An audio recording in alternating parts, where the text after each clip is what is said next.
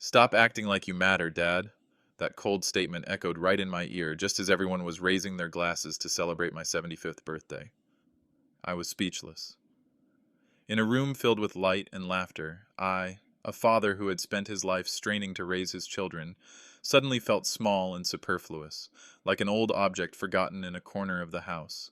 David, the son in whom I placed all my trust, for whom I sacrificed my youth to raise, now speaks to me with contempt in his eyes. I tried to smile through it, but my heart felt like it was being squeezed. In front of the guests, I couldn't cry, but deep down a part of me just collapsed. I wonder, where did I go wrong? Why does the child I once cradled in these arms now want to erase my existence? But what happened after that sentence was truly a nightmare.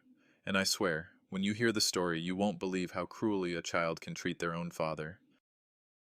Stay, because what I'm about to tell you next is even more shocking. My name is William. I am 75 years old. People still call me the gentle old man at the end of the street, because I've never raised my voice at anyone in my life. I used to be a carpenter, my hands calloused from years of carving wood to make tables and chairs, earning every penny to support my family. When I was young, my wife, Mary, and I lived in a small house in the suburbs of Ohio. Life isn't easy, but it's full of laughter. I remember those winter evenings when the whole family would gather around the wooden table I built myself.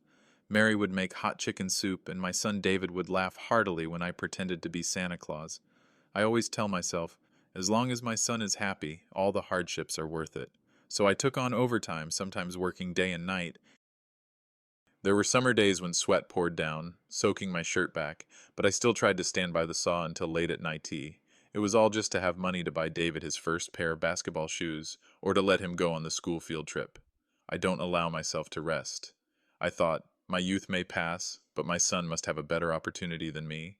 And truly, when I saw David grow up healthy and intelligent and get into a prestigious university, I believed that all my efforts had not been in vain. Back then, I used to proudly call David the everything of my life. I didn't expect that very dedication to become a double-edged sword, stabbing deep into my heart in my old age. Young David was a clever and affectionate boy. I still remember it vividly. Every time I came home late from work, the little boy would run to the door, throw his arms around my legs covered in sawdust, and chatter excitedly. "Daddy, I drew you a picture today." In that scribbled drawing, I was always the man wearing a hard hat, holding a hammer and knocking, standing next to a small house with smoke billowing from the chimney. In moments like these, I feel all my fatigue disappear. I used to think that simple happiness was just about coming home and having someone waiting. Mary often looked at me with a gentle gaze, then whispered, "You are our son William's hero." Those words made me even more determined, no matter what difficulties I had to endure, as long as David didn't have to be at a disadvantage compared to his friends. Once, when David was about 10 years old, he was bullied by a group of neighborhood children. I ran out, intending to intervene, but he grabbed my arm, his eyes red but still proud. "Dad, can I stand up on my own?" I was stunned, then just nodded slightly. That day, for the first time, I saw a flicker of resilience in the boy's eyes. I believe my son will grow up to be a strong man, capable of both love and independence. We once made a very naive promise. Dad will always be with you, and you will never leave Dad alone. That promise, David said one evening at sunset, as father and son sat fishing at the small lake behind the house. I etched that moment into my memory, thinking it would stay with me for the rest of my life. However, as the years passed, everything changed so quickly that I didn't even have time to realize it. The son who used to cling to my legs, begging for stories, now looks at me with cold, indifferent eyes, as if I no longer exist.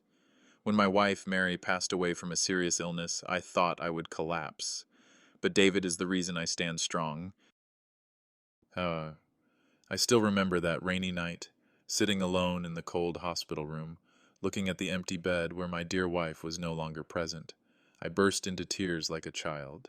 At that time, David was still a senior student. He walked over, gently placed his hand on my shoulder, and whispered, "Dad still has you."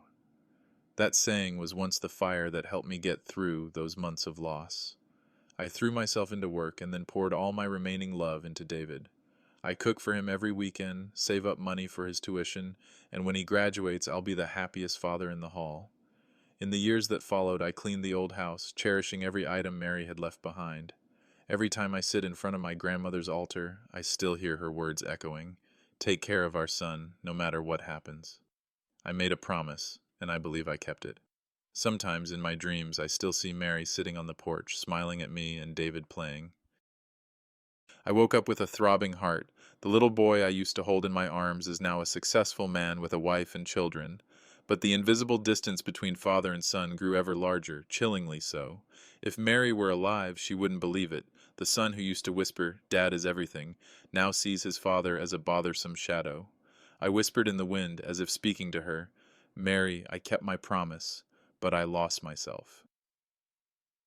After his 75th birthday party, David's words still echo in my mind every night. I thought maybe he was just momentarily angry, but in the days that followed, things became clear. It wasn't a momentary outburst, but a complete cold change in how my son saw me. David doesn't call to check in as often as he used to. When I try to strike up a conversation, he's often distracted, his eyes glued to his phone. One day I asked, "David, would you like me to make chicken soup like I used to when you were little?" He smirked. "Dad, go rest. Don't worry about it. Let us handle this small matter." But I knew those kids never intended to invite me to sit at their table. In the evening, in the vast house I built with my own hands, I often eat alone in the corner of the kitchen. The meal only consisted of a bowl of soup and a few slices of bread. Meanwhile, the living room was brightly lit, and the sound of David's family's laughter echoed. I clearly heard my grandson ask, "Why don't you sit and eat with us?" But David replied curtly, "You're tired. Leave him alone." Each answer is like a knife cutting into my heart. I never thought the day would come when my son would see my presence as a burden. Then the financial issues began. One afternoon, David brought me a stack of papers. It said sweetly, "Dad, I want to help you manage everything so you don't have to worry anymore. You just need to sign here." I looked down. It was a full power of attorney for all my assets. The house, the small plot of land, and the meager savings I had scrimped and saved my whole life. I looked up. "David, why is this so necessary?" Dad is still lucid. His eyes flashed with annoyance. "Dad, do you understand? At this age, I don't need to keep these things anymore. Let me handle it. I know how to use money more effectively. You just need to live a comfortable life." I am silent. My heart was in turmoil, both sad and worried. I remember Mary used to say, "Possessions are not as important as feelings." But seeing David so enthusiastic, a bad feeling came over me. I decided not to sign. And it was from that moment on that David's attitude completely changed. He's no longer hiding his annoyance. In front of me, it started spewing out harsh words. "You should know your place. This whole family adopted me, not just my father.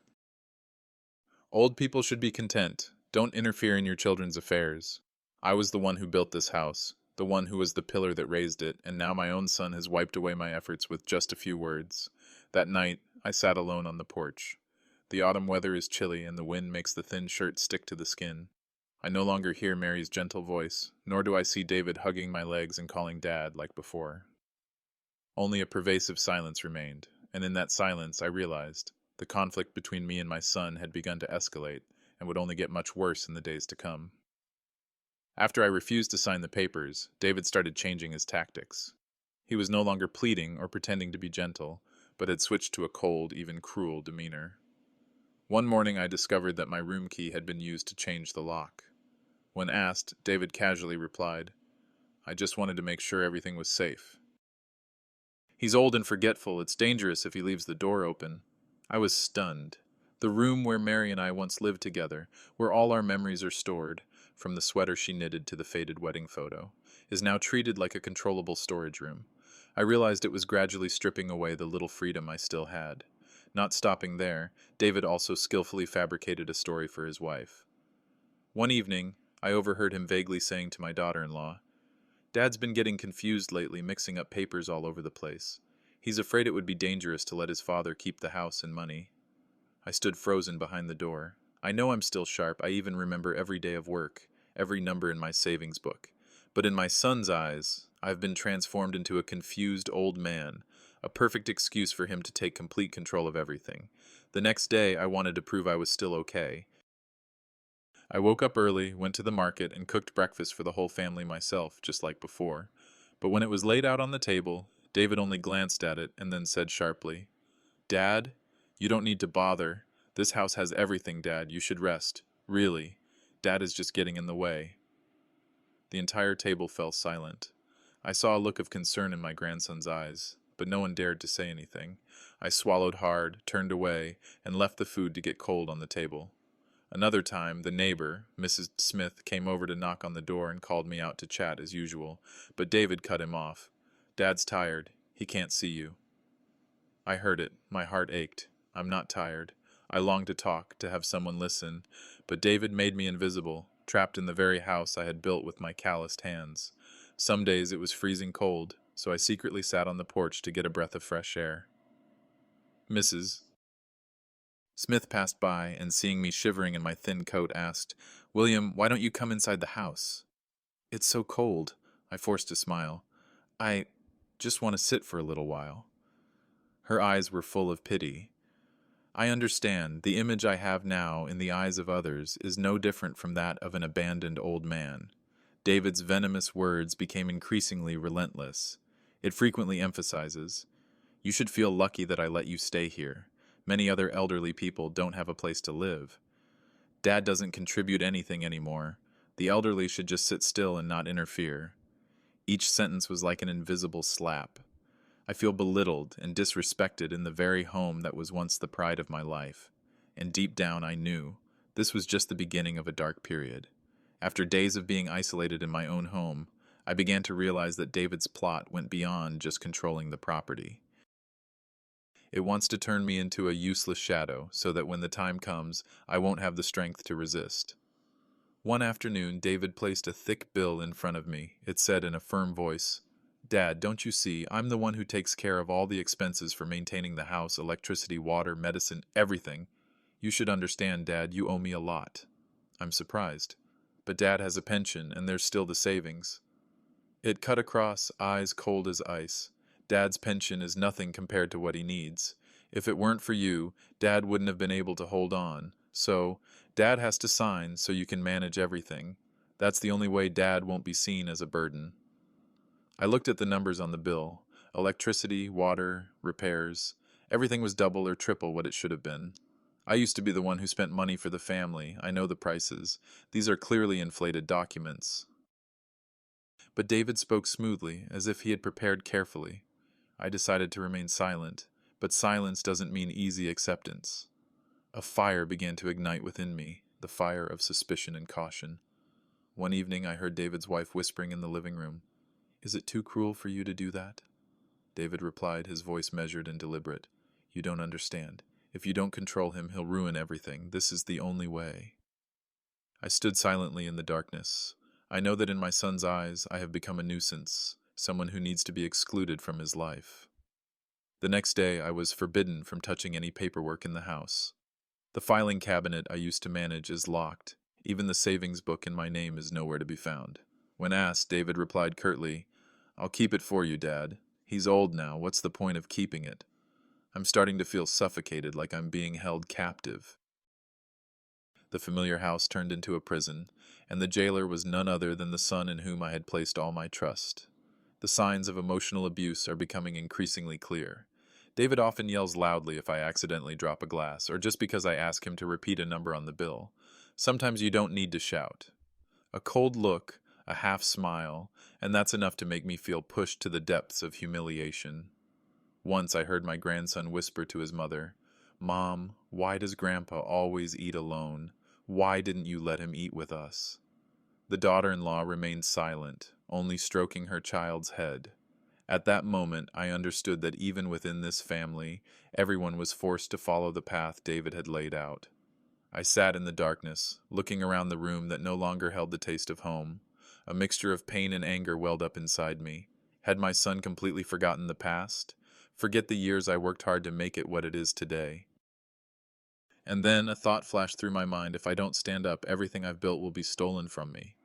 But standing up, is there still time? In the days that followed, the conflict between me and David was no longer silent. It escalated to the point where anyone could tell. One morning, I was sitting on the porch when David came out, his voice sharp. "Dad, you can't just sit here like this. If the neighbors look in, they'll think his house is being neglected." I frowned. But you were the one who told Dad not to go anywhere, not to receive guests. It glared. Dad, don't argue. You just need to listen to me. That's enough. I was speechless. It turns out that no matter what I do, I'm always wrong in David's eyes. If I'm silent, it tells me I'm useless. If I speak up, it tells me I'm being a nuisance. Then one day I received a letter from the bank. When I opened it, I discovered that almost all the money had been withdrawn from the savings account in my name. When I questioned him, David casually replied, I'm only using it for investment. Later, the profits will be several times higher. Dad doesn't need to worry. I'm angry. That's my father's hard-earned money. You don't have the right. It gave a faint smile, its eyes cold and sharp. Dad, do you think you have any rights at this age? That sentence was like the final knife that severed the fragile thread between father and son. I trembled, feeling both angry and helpless. The rumor began to spread outside. Some neighbors whispered that they often saw me sitting outside in the cold, or that they saw David yelling at me in the yard. Once Mrs. Smith stopped by and whispered, William, you need to be careful. I see that David isn't the same as before. I forced a smile, but my heart ached, to the point where even the neighbors realized this cruel truth. The situation is getting worse and worse. David no longer hides his intention to take over the entire house. He called a repairman to fix it up, telling them in front of me, This will be my office later. The old man probably won't need to use it. I was speechless. This house, once my and Mary's home, has now become my son's business venture. That night, I sat alone in my room, tears falling onto my wrinkled hands. I saw Mary in my dream. She just looked at me sadly, without saying a word. I woke with a start, filled with shame. I had disappointed her. I had let the child we loved become so cruel. But it was also that night that a new determination was formed. I can't keep letting myself be trampled on. I can't let David take everything Mary and I worked so hard to build. If I stay silent, I'll truly disappear. Not just from this house, but from my own son's memory as well. I know, the confrontation between father and son is now unavoidable, and this time I won't back down. The opportunity for things to explode came sooner than I thought. That was on the anniversary of the death of Mary, my wife. Family, relatives, and close friends all gathered at home to remember her. The house was filled with laughter, just like in the old days when Mary was still alive. But beneath that noise, I could clearly see the simmering tension. David was busy entertaining guests, offering polite smiles while I was arranged to sit in a hidden corner. In front of me, there was only a small chair, while the main banquet table was full of people. I tried to hold back, but the shame made my chest feel like it was on fire. A relative approached, surprised, and asked, William, why are you sitting alone like this? I don't see him at the main table again. Before I could answer, David quickly interjected. Oh, I like to sit quietly by myself. He's old, and being around so many people makes him tired. I bit my lip hard. This time I can't stay silent any longer. And I stood up, my voice trembling but ringing out clearly in the room. No, I didn't choose to sit here. I was pushed over here. This is my home, the place Mary and I built our lives together. And yet today, even on the day I commemorate my wife, I am treated like an outsider. The whole room fell silent. All eyes were on me. David hesitated for a moment, then immediately changed his tone and forced a smile. What did you say, Dad? I just want Dad to be comfortable. I looked straight at it. Comfortable? Do you call taking away your father's decision-making power, taking his savings, and changing his room's lock comfortable? Do you dare to admit what you've done in front of your relatives? Whispers echoed every place. Some of their relatives looked at each other, their faces full of suspicion. David began to lose his composure, his voice hardening. He's old. His memory isn't clear anymore. Don't believe Dad, everyone. I'm just worried about him.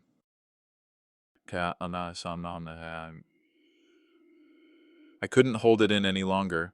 I pulled the bank letter I'd been hiding for so long out of my pocket, proof that my savings account had been almost completely emptied. I held it up in the middle of the room. Here, this is the evidence. Don't let anyone think I'm losing my memory. This is black and white. My son, David, has drained all my money while I'm still alive in this very house. The room erupted in chatter. Some people gaped, while others turned to look at David with suspicious eyes. David's face momentarily paled, but then it quickly tensed, and he growled, Dad's causing a ruckus. Do you want to humiliate me in front of everyone? Do you know what you're saying? I looked at my son, and for the first time I no longer saw the shadow of the little boy who used to cling to my legs and call out, "Dad!" Before me stood a stranger, greedy and cruel. I took a deep breath and declared, "If you no longer consider me your father, then from today on I will no longer remain silent.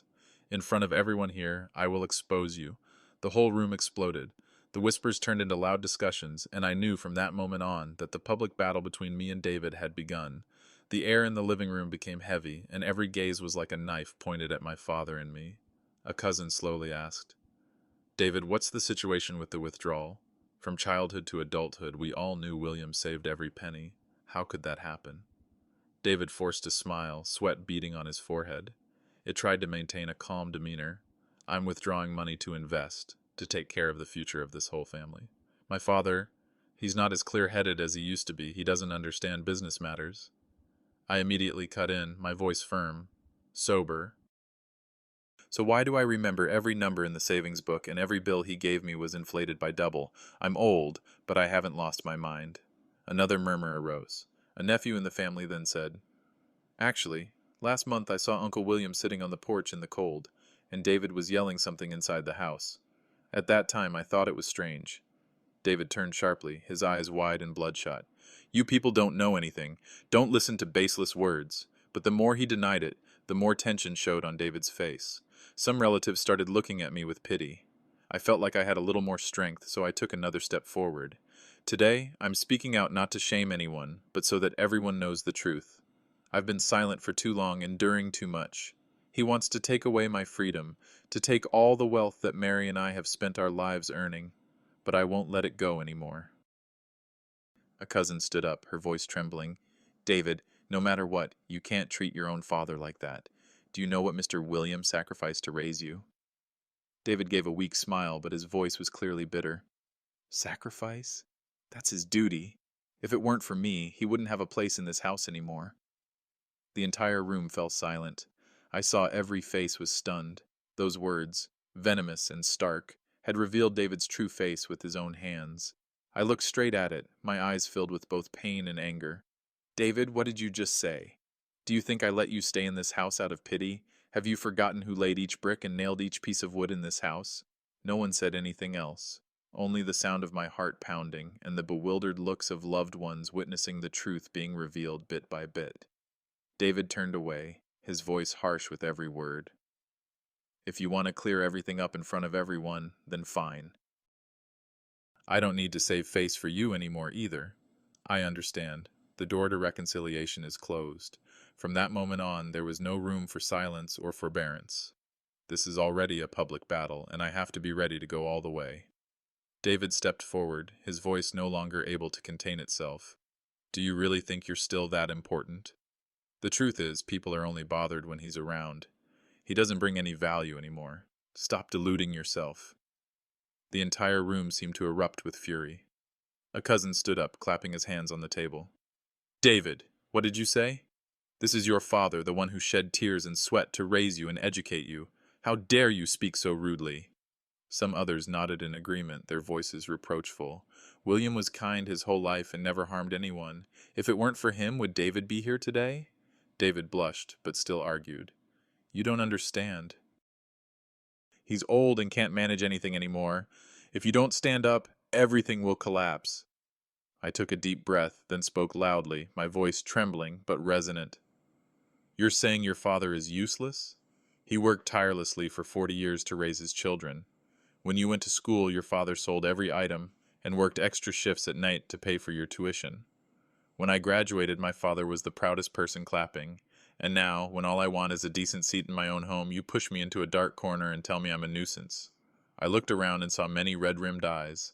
Some people nodded slightly, empathizing with me. David was silent, his face pale, his hands clenched. He didn't expect me to have the courage to stand up and resist in front of so many relatives. In that moment, I knew I had won a measure of justice. At least the truth was no longer buried in silence. My aunt came over, took my shoulder, and said softly, but loud enough for everyone to hear, "William, you're not alone. We won't let you be treated unfairly anymore." Applause echoed throughout the room. The air is reversing. David, who was accustomed to imposing and controlling, suddenly found himself surrounded. It looked around, then quickly retreated, muttering, "Okay, if you want it that way, don't blame me." I know, this battle has only just begun, but for the first time in years, I felt my chest swell with pride for daring to speak up. I am no longer the silent old man sitting on the porch. I am William, the one who built this house, Mary's husband, David's father, and I will fight to regain my honor. In my son's gaze, filled with both anger and shame, I whispered as if speaking to Mary, "He's standing up now, Mary. This time, I won't back down again." After Mary's Memorial Day, the story exploded within the family and quickly spread to relatives. I thought David would back down, but he didn't. On the contrary, it became even more aggressive. It started cutting my living expenses, saying I had to manage on my pension. It thinks that way I'll be forced to depend on it, and then have to sign a power of attorney. But it was wrong. I decided to seek out an old lawyer, a longtime friend named Richard, who used to work with me in the Carpenters Union. When he heard me tell the story, Richard was silent for a long time, then sighed. "William, you're not alone. The law protects you. What David did was not only betrayal, but also showed signs of financial abuse." I was stunned. I never thought about taking my son to court. I still have paternal feelings in my heart, but Richard continued, his voice firm. "You don't need to put him in jail, but at least you have to stop it, to keep what belongs to you. Otherwise, in just a few months, everything will fall into his hands." We started collecting evidence.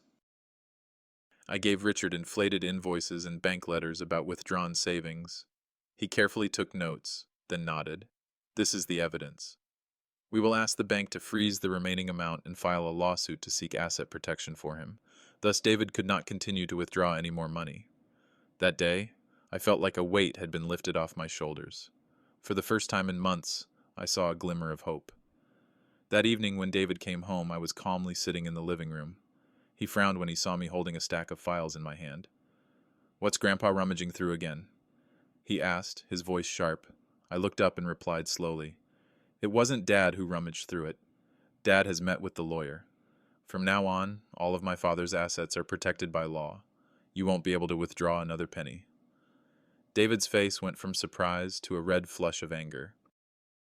It growled, "Are you really going to sue your own son?" I looked it straight in the eye. "It's not that I wanted to sue, it's that you forced me to do it. If you still considered me your father, you wouldn't have forced me down this path." The whole house fell into a heavy silence. David slammed his briefcase down on the table, then went up to his room, the door slamming shut with a thunderous crash. I sat there alone, my heart still pounding, but deep down, I felt I had done the right thing. For the first time, I was no longer just a useless old man for it to boss around. I had a weapon in my hands, the law, and I knew this battle had entered a new phase. In the days following Richard's court filing, David was like a wounded animal. He's not pretending to be sweet anymore. His true colors are showing. Every time he came home, he threw things around and said harsh words. "Dad, you're making a fool of yourself. Who ever heard of a father taking his son to court?" "People will despise three. I'm calmer than ever," I replied briefly. "People will despise the unfilial, not the father who stands up to defend himself." David scoffed, but a flicker of confusion flashed in his eyes. Perhaps it didn't expect that I, a frail, quiet old man, could resist so strongly. A week later, the bank officially sent a notice to freeze the account. David flew into a rage and stormed into my room. "What are you doing, Dad?" "I'm investing. I'm doing big things. Now everything has fallen apart." I looked straight at it. "That money is the sweat and tears of your father and mother. No one allows you to use it for gambling." David slammed his hand on the table, causing the teacup to fall and break. It roared. "Dad is truly a traitor." I just shook my head slightly. "If protecting the property I earned is betrayal, then letting my son plunder it is truly betraying fatherly love." News of the incident quickly spread through the family. Some people were initially skeptical, but when they saw the lockdown notice from the bank, they started to believe me. My uncle, a former legal professional, came to see me privately and said, "William, you're right. Don't be afraid of being criticized. Any child who despises their father will eventually pay the price." Those words made me feel more confident. While David was furious, Richard was preparing to move forward. sending a request to verify the legality of the invoices David had me sign. If dishonesty can be proven, David would not only lose control of the assets, but could also face criminal charges. In the evening, I sat alone in front of Mary's portrait. I whispered, "Mary, I know you'll be heartbroken to see me and my son at odds, but he had no other choice. You must preserve our honor. Keep this roof over our heads for your memories." Tears streamed down my face, but a fire ignited within me. This time, I'm no longer just fighting alone with endurance. I have allies, I have the law, and I have the truth on my side. As for David, no matter how hard he struggled, he was gradually losing what he desired most: absolute control. On the day of the preliminary hearing, I came with Richard. Entering the courtroom, I felt my legs tremble, but my heart remained steadfast. David sat opposite, his face scowling, his eyes flashing. On the day of the preliminary hearing, I came with Richard. As I entered the courtroom, my legs felt shaky, but my heart was firm. David sat opposite him, his face scowling, his eyes flashing with angry fire. It's not used to being brought to light like this. The judge began to ask about the evidence. Richard stated clearly, the invoices were forged, the money withdrawn was without my consent, along with a bank letter confirming this. When the photocopy of the savings book was brought up, I clearly heard whispers in the room. David jumped up, trying to justify himself. "I just want to manage things for my father. He is old, forgetful, and easily deceived. I do everything just to protect him." Richard immediately retorted, "If you really wanted to protect me, why did you withdraw all the money without telling me? Why are electricity and water bills 3 times higher than the actual usage? This is financial abuse, not protection." The judge banged the gavel to call for order. I looked at David, seeing confusion clearly written on his face for the first time. When asked directly, I stood up, my voice hoarse but firm. "Your Honor, I don't want to bring my son here, but I was forced to do it. I sacrificed my whole life to raise it, but now it wants to make me invisible and take everything away. I have nothing left but the truth. And the truth is, I'm still sharp, and I won't let anyone touch what's mine." The entire courtroom was completely silent. The judge nodded, then announced that the asset freeze decision would remain in effect temporarily, pending further investigation. At the same time, David will have to provide a detailed explanation of all expenditures. As he left the courtroom, David rushed over, his voice filled with anger. "Do you think you can beat me, Dad? This is just the beginning." I looked at it directly and calmly replied, "Yes, this is just the beginning. And this time, Dad will go all the way." Stepping out of the courthouse, I took a deep breath. The sky that day was a brilliant golden yellow, a stark contrast to the gloomy days I had endured. I know the road ahead is still long, but I've taken the first step. For the first time in many years, I feel like I'm no longer trapped in the darkness. I've regained some of my voice, through law, through truth, and through the very courage Mary always believed I had.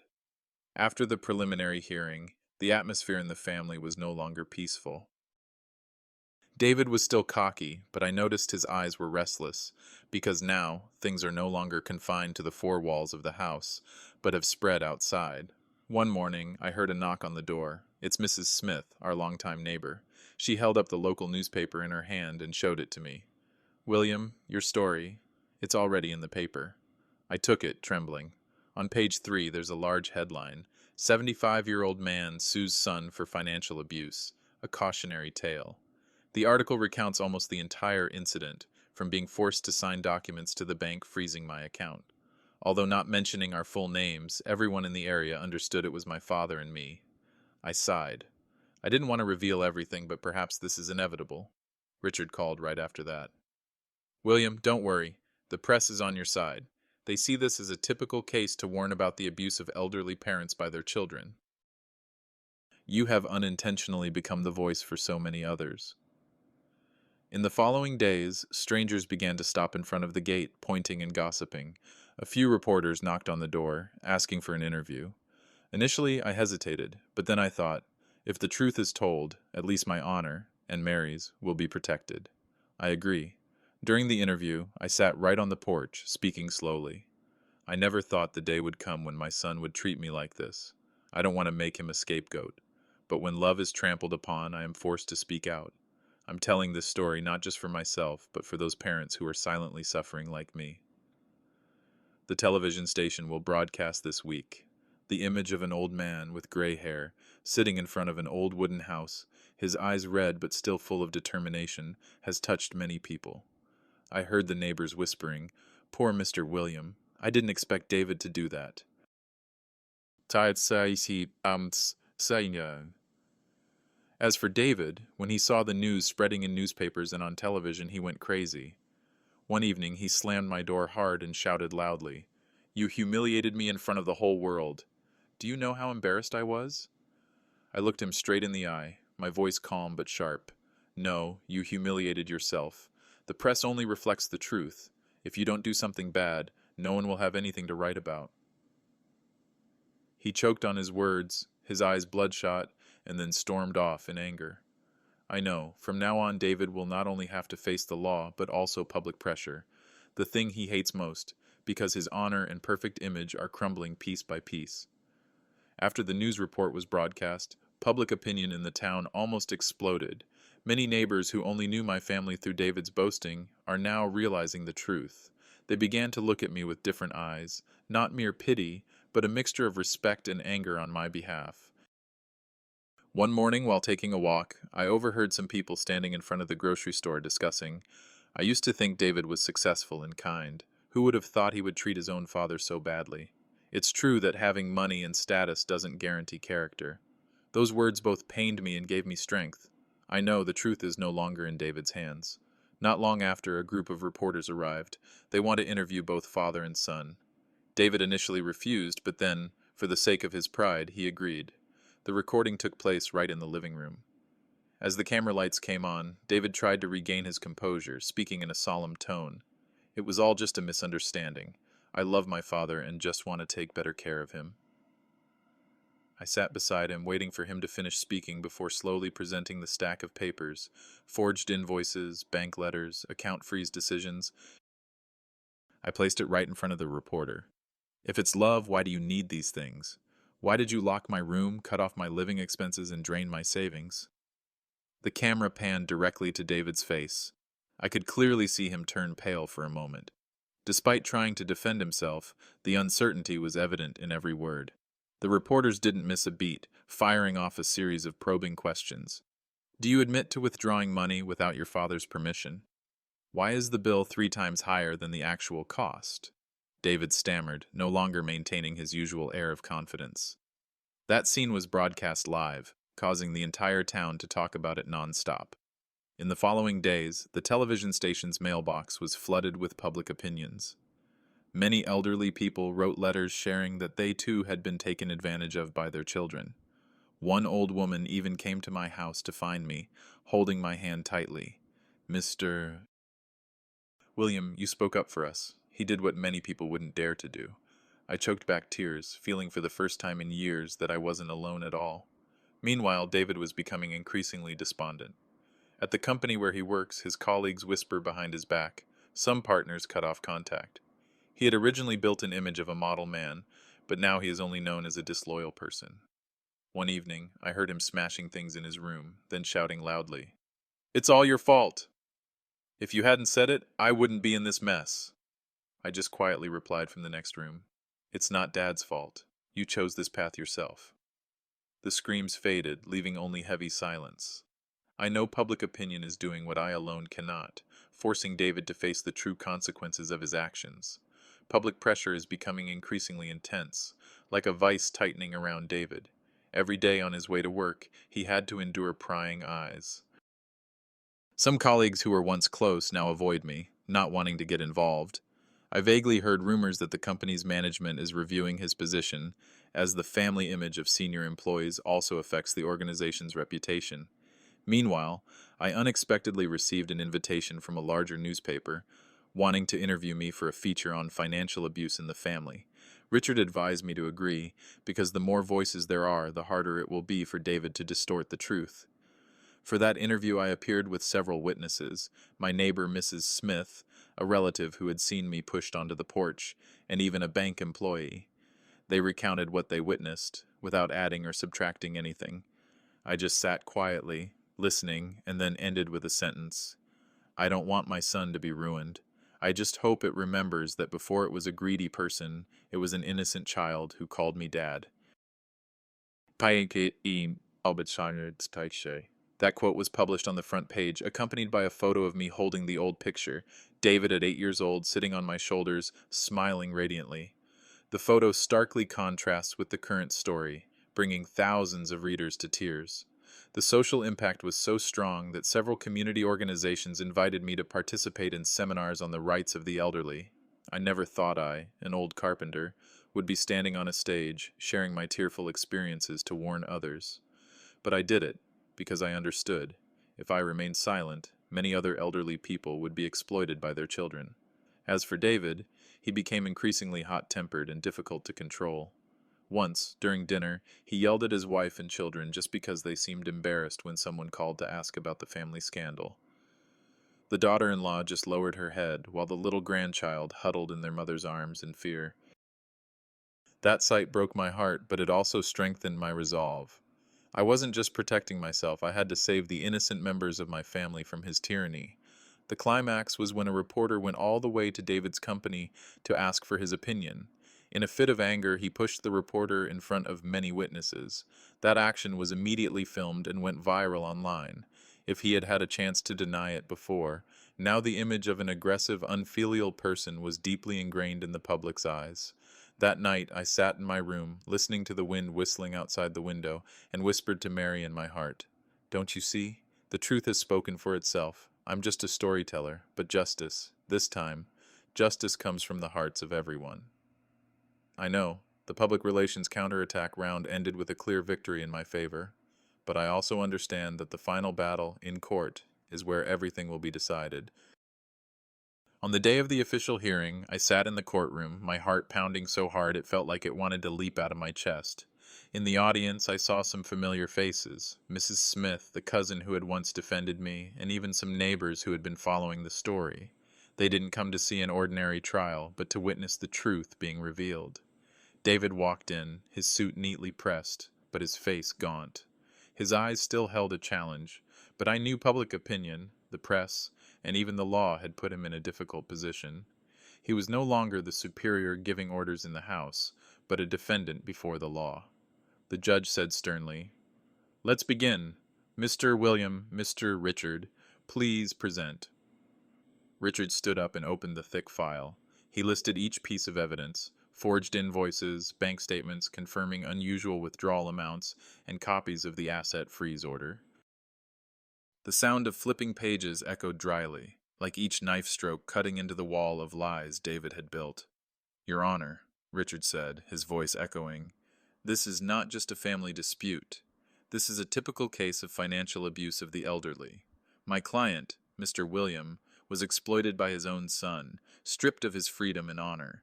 We demand justice not only to protect property, but also to protect dignity." David jumped up in protest. "This is a lie. I just want to manage my father's finances. He's confused, no longer lucid." I gripped the armrest tightly. That's still the excuse he clings to. But this time I didn't sit still. I stood up and stepped forward to the podium to declare, "Your Honor, I am 75 years old, but my memory is still sharp. I remember every number, every date. I even remember the nights I worked all night to take care of my son's university studies. If I can still remember every detail, why can't I remember that my son emptied his savings?" The whole room fell silent. I clearly heard a few people sighing behind me. The judge nodded, then signaled to the first witness, Mrs. Smith. She stepped up, her hands trembling but her eyes firm. "I've been Mr. Williams' neighbor for over 20 years. I've often seen him sitting on the porch in the cold, while his family kept the doors closed inside." I could still hear David shouting, "Mr. William is not at all senile. He was just abandoned in his own home." Those words echoed throughout the courtroom. David tried to force a smile, but his face gradually changed color. I looked at my son, my heart aching, but I also felt a surge of strength. The truth was on my side. After Mrs. Smith's testimony, the judge nodded and then signaled for the next witness. A man stepped onto the podium, the bank teller who used to handle my savings account directly. He was dressed in a neat suit, his voice calm. "Your Honor, I confirm that within 3 months Mr. Williams' account was withdrawn multiple times, totaling over 80% of the funds." All transactions were carried out by Mr. David, without the account holder's confirming signature. When we asked, Mr. David said his father had agreed, but upon inspection there was no document to prove that. The whole room was buzzing. The judge looked directly at David. "Do you deny this?" David swallowed hard, his face momentarily changing color, and then he forced out a reply. "I just want to use that money to invest. I think it will benefit the whole family. I have no intention of taking over." Richard immediately stood up, his voice sharp and cold. "Are you investing in your family or in yourself? Let the court examine the statement. That money was transferred to your personal account, not for any joint project. This is no longer a misunderstanding, but an abuse." David clenched his fists, speechless. I saw him blinking constantly, as if looking for a way out, but every avenue was completely blocked. Next, a relative, my aunt, stepped up. She recounted the scene of me being pushed to the corner of the table on Mary's Memorial Day, and also how David loudly humiliated me in front of everyone. Her voice choked up. "I've never seen such a heartbreaking sight. A father is despised by his own biological children, right in the house he built. It's not just about money, it's also about emotional abuse." I bowed my head, tears welling up. In that moment, I felt both a sharp pain and a sense of relief, because finally the shame I had silently endured had someone who dared to speak it out. The judge said sternly, "What we heard today shows this is not just a property dispute. This is a case of elder abuse, with clear evidence from witnesses and documents." The hammer struck thump, hope, which makes my heart ache. I looked at David. He was staring at the ground, his lips trembling, his eyes unfocused. He was no longer the tough, arrogant man he once was, but rather like a child stripped of his mask, revealing the stark truth. I suddenly felt not only filled with anger, but also overwhelmed by a deep sadness. I used to hope my son could turn around, but now things have gone too far. The judge declared a recess before moving on to the closing arguments. I sat down on the chair, my hands trembling, and whispered to myself, "Mary, give me more strength. The decisive moment is coming." The sound of the gavel reopened the trial, bringing complete silence to the courtroom. The judge sat upright, his voice deep and resonant. "We will hear the final arguments before the court issues its ruling." Richard stood up first. He was calm, and his words were decisive. "Your Honor, this case is not just a private matter between Mr. William and his son. This is a wake-up call for society." A 75-year-old father, clear-minded and self-respecting, was subjected to attempts to seize his assets, emotional abuse, and isolation by his own biological children, right within the home he built with his own hands. If the law remains silent, many other Mr. Williams will continue to be buried in silence. He stopped, then turned directly toward me. "My client demands nothing more than the right to live with dignity, the right to own what they built with their sweat and tears. That is a basic human right." The entire room echoed with murmurs of agreement. I saw Mrs. Smith wiping her tears, and some of her relatives nodded repeatedly. David's turn. He stood up, his hands trembling. His voice was no longer sharp, but full of panic. "Your Honor, I just wanted what was best for my father. He's old. I'm afraid he's not lucid anymore. I admit I was hot-tempered, but I had no intention of stealing." The judge looked directly at him, his voice calm but cold. "David, if you really want what's best for your father, why did you lock his room, prevent him from contacting his neighbors, and withdraw almost all of his savings without his consent? What you said doesn't match the evidence." David lowered his head, not answering. The air was thick and heavy. Finally, the judge banged the gavel and read the verdict. "After considering all the evidence and witness testimonies, the court concludes, Mr. William is still of sound mind and has sufficient legal capacity. David's behavior was determined to be financial abuse and emotional abuse. The court ruled all assets will remain the property of Mr. William. David has no right to interfere. At the same time, the court ordered David to cease controlling the assets and will forward the case to the investigating agency for legal review if necessary." The final hammer blow rang out. Thump! I closed my eyes, and tears flowed down my face. It wasn't just pure joy, but because a terrible burden had been lifted from his old shoulders. Behind me, I heard scattered applause that gradually spread until the whole room stood up. They weren't applauding just for me, but for truth and justice.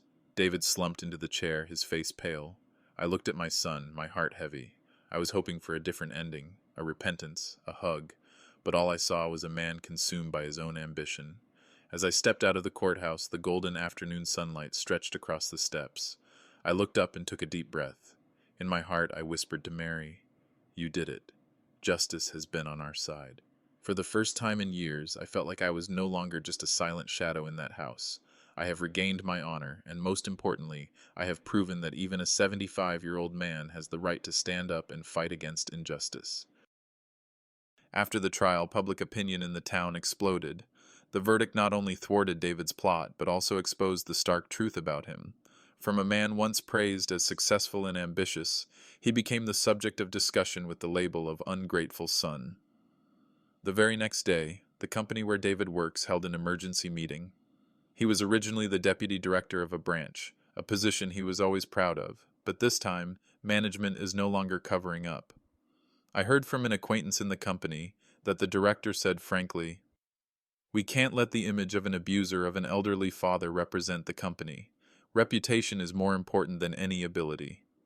David was suspended from work immediately. A few weeks later, the decision to fire him was issued.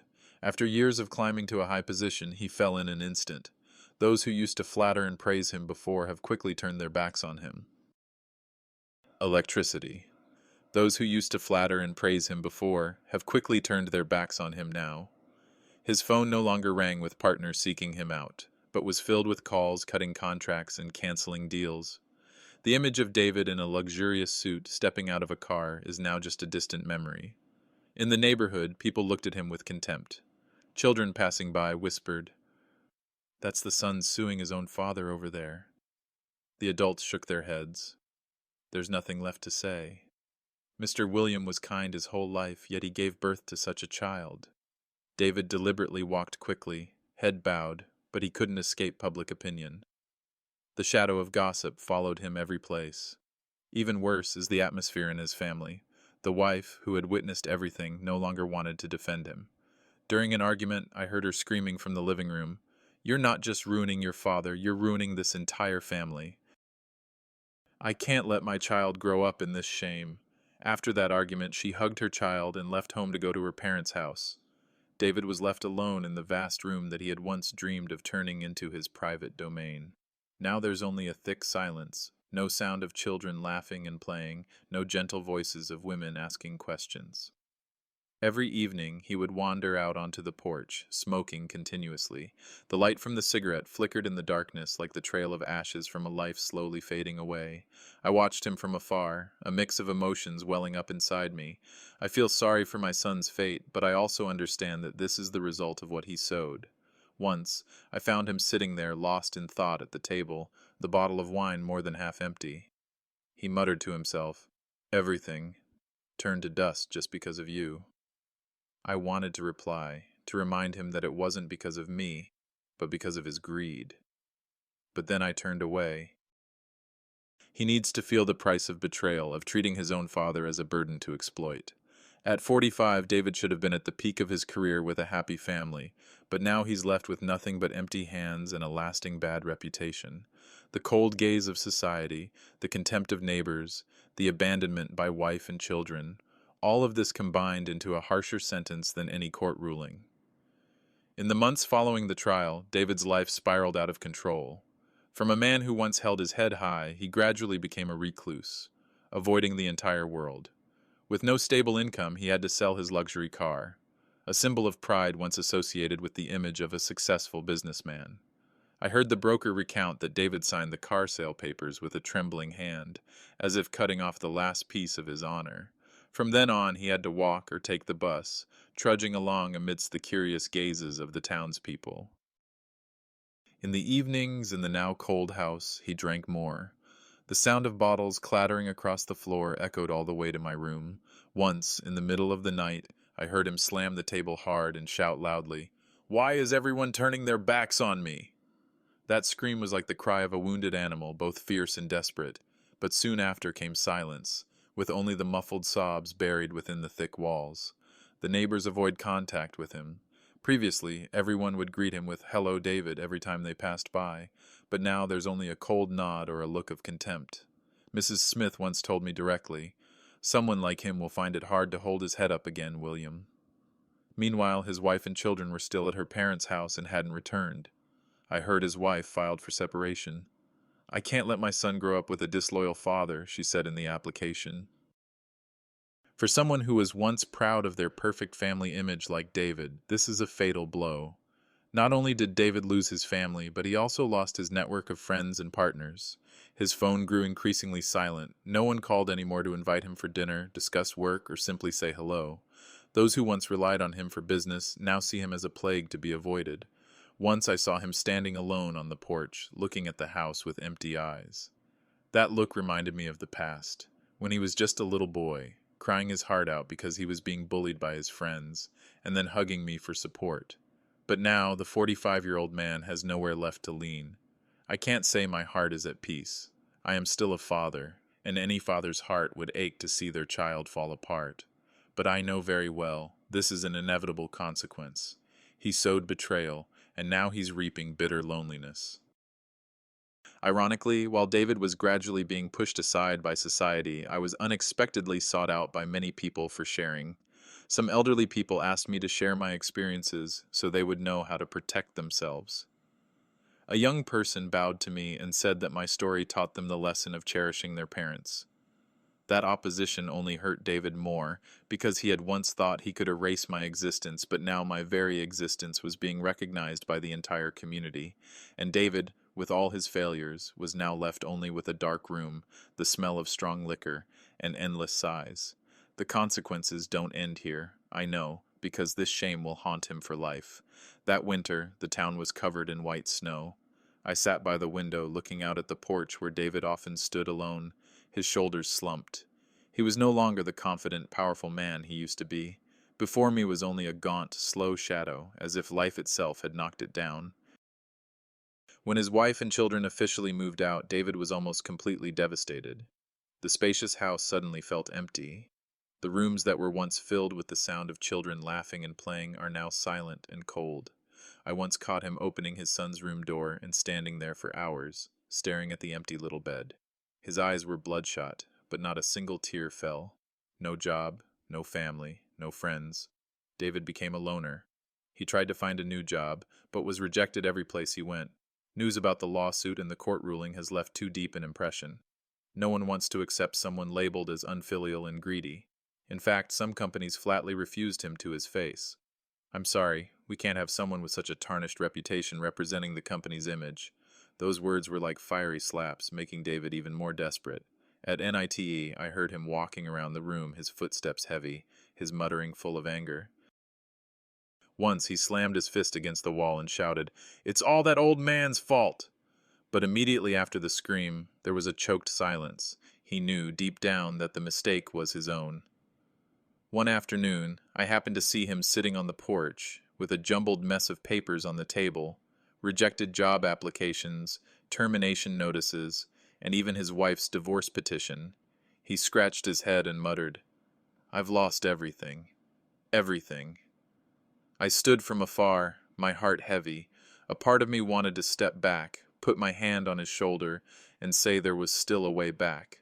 But another part whispered, "This is the price of betrayal, of the years he trampled on the father-son relationship." Gradually, David almost became a social outcast. He rarely goes outside, avoiding all eyes. Sometimes he is still mentioned as a bad example. Don't let your children end up like David. The name that was once synonymous with success is now only associated with shame.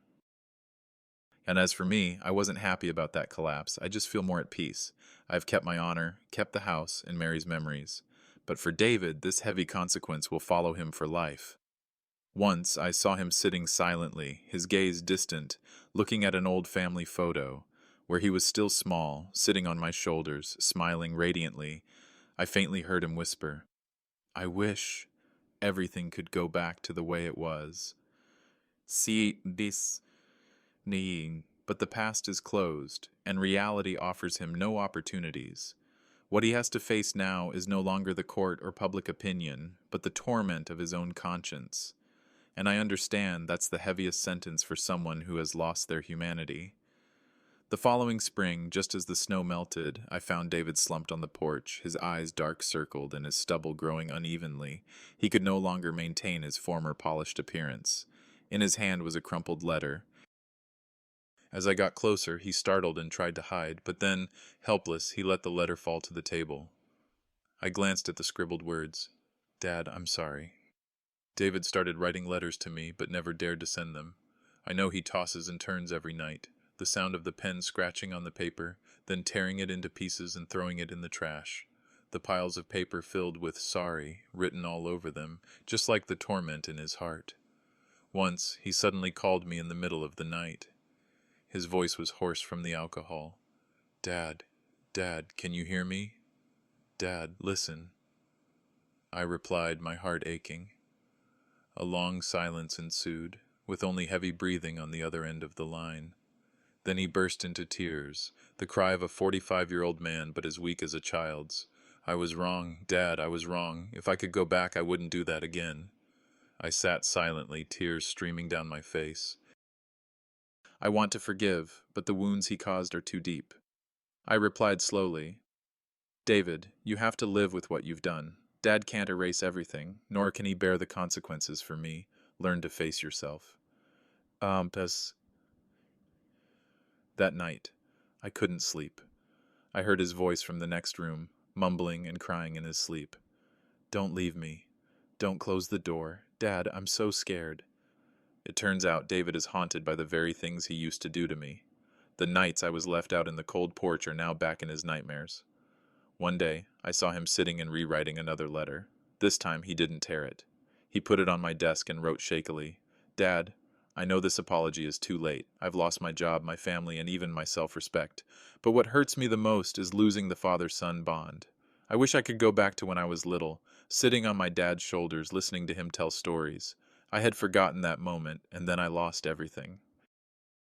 If you can forgive, even just a little, I'm willing to start over. I read the letter, my heart aching. I know he's truly regretful, but this regret comes after everything has fallen apart. Mary once said, there are wounds that, even with an apology, will never heal. I can't lie to myself and say I'm ready to forgive. I just left the letter on the table without replying. The next day I saw him sitting there listlessly, waiting for a response. When he didn't receive it, he quietly walked away, his eyes sad as if he understood that his redemption was too late. After several unanswered letters, David seemed to lose his last bit of hope. He lived quietly, spoke little, and sat on the porch every day, gazing into the distance. I often saw him holding the old family photo, the one where Mary was still alive, I was in the middle, and David, who was only 10 at the time, was hugging my neck and smiling brightly. He gently touched the photo, then sighed, as if trying to hold on to a past that had drifted away forever. The nightmares still haunt him. At night I heard him screaming, Dad, don't leave me out here. I'm so cold. Don't lock the door. Those words are an echo of what he once did to me. Now he is experiencing the fear and loneliness that he forced his own father to endure. One morning, David knocked on my door. He didn't look me in the eye, his voice trembling. Dad, I know you can't forgive right away, but give me a chance, just to hear you call me son one more time. I was speechless. I wanted to call out, to embrace him, but my throat was tight. Memories of being humiliated, isolated, and considered a burden flooded back. I shook my head slightly and turned away. David stood there in stunned silence, then collapsed right in front of the door, bursting into sobs. Since then, he rarely comes to me, but I can clearly see the torment that is eating away at him day by day. Every time he looked in the mirror, he saw an old, haggard face, completely different from the confident man he used to be. And in those eyes, I saw an abyss of bottomless sin. Some days he would go to the cemetery and sit in front of Mary's grave for hours. The neighbor passing by heard him muttering, Mom, I'm sorry, I've hurt Dad and disappointed you both. If my mother were still alive, she probably wouldn't forgive me. That news reached me, causing my heart to ache. I know he's truly regretful, but it's too late. Regret cannot bring back lost months, nor can it erase the wounds he carved into my heart. Late at NITE, I could still hear him whispering in the dark, Dad, I'm sorry. Dad, I'm sorry. Over and over, like a hopeless prayer. I understand that David has entered the stage of having to live with the most severe punishment, a guilty conscience. No more courts, no more public opinion, just him facing himself in the mirror, and in that battle he was completely defeated. Maybe one day I'll open my heart to forgive, but today I let him continue to live in the self-made regret he created, because sometimes only prolonged pain is enough to teach people the true value of family. After all the ups and downs, I'm slowly finding peace in simple things. Every morning I go out to the garden to water the flower beds that Mary used to tend. The fragrance of the flowers wafting in the wind reminds me of my grandmother's gentle smile. I often look up at the sky and whisper, "Mary, I finally managed to keep this house, to keep our honor." I started participating in community activities for seniors. They invited me to share my story at small talks in the town library. Initially, I was a bit hesitant, but then I realized that my words had touched many hearts. There was an elderly woman who burst into tears when she heard me tell the story, saying that her son had also forced her to sell her house. There was an old man who squeezed my hand tightly and exclaimed, "Mr. William, you gave us the strength to no longer be complacent." Those moments made me realize that the pain I was experiencing wasn't just for me, but also served as a reminder for countless families. I don't feel lonely anymore. On the contrary, I feel connected and that I'm making a small contribution to a better society. At 75, I no longer think about money or fame. What I cherish most right now is inner peace and kindness from those around me. I spend my time reading, going for walks, and occasionally chatting with the kids in the neighborhood. They often ask me about life lessons. I often smile and reply. The most important thing is to know how to appreciate the person who sacrificed for you. Don't wait until you lose something to regret it, because by then it will be too late. Every time I say that, I see the children's eyes light up, as if they understand a little bit, and I believe that Mary, far away, is smiling too. One late summer day, I was invited to a high school to share my story. The school administration says they want students to clearly understand the value of family and parental love. I stood on the podium, looking down at hundreds of young faces, and a surge of emotion suddenly welled up inside me. I began to tell not only about the pain of being betrayed by my son, but also about beautiful memories. Evenings spent taking David fishing, nights working overtime just to buy him a pair of basketball shoes. I emphasize, parents don't need perfection, they just need to be respected. When you take that lightly, the wounds they carry will never heal. The entire hall fell silent. A few students bowed their heads, perhaps thinking of their own parents. After the talk, a little boy ran up, hugged me, and choked out, "I'll go back and thank my father tonight." In that moment, I saw that everything I had endured was not in vain. From personal pain, I have sown the seeds of change in young hearts. I continued to participate in many other charitable activities. I, along with a group of seniors, visited elderly people living alone to share experiences on self-protection against the risk of being exploited by their children. I no longer see myself as a victim, but as a living testament to the power of resilience. David still lived quietly in the same house, but like two separate worlds. I didn't actively seek him out, nor did I blame him anymore. He locked himself away in the darkness of regret. As for me, I stepped out into the light of love from the community. I realized something. Blood isn't always synonymous with family. Family is truly built on respect and love. The neighbors, the elderly people I met at activities, the children who listened to my stories, they were the true family that life gave me for the rest of my journey. One late afternoon, I sat on the porch, the setting sun casting long shadows over the old tiled roof. A strange sense of peace welled up within me. Dark days, arguments, and humiliation. All of that is now in the past, leaving only a lesson etched deep in my heart. I'm thinking about Mary. If she were still alive, she would probably be heartbroken to see father and son at such odds. But I believe you will also be proud that I didn't give up, that I stood up to defend myself and the honor of our family. I whispered as if talking to her, "I kept my promise, Mary. He didn't let anyone erase our memories." In town, people began to see me as a symbol of resilience. It's not because I won the lawsuit, but because I dared to speak up. I often tell people who ask, "I'm not a hero. I'm just an old man who doesn't want to die in silence. If I can do it, anyone can." Every time someone tells me they bravely faced their children or refused to sign unfair documents, I smile. That is the greatest gift I have received. David still lived under the same roof, but as a silent shadow. Sometimes I hear him gently knocking on my door, but then he silently walks away. I no longer harbor resentment, only pity. Because the heaviest sentence for him didn't come from the court, but from his own conscience. I spend my remaining days sowing seeds of kindness, reading to young children, planting flowers in the garden, and sharing stories with anyone who needs to hear them. I feel at peace, as if I've finally found rebirth. And I want to leave a single message for future generations. Family isn't truly about blood, but about respect and love.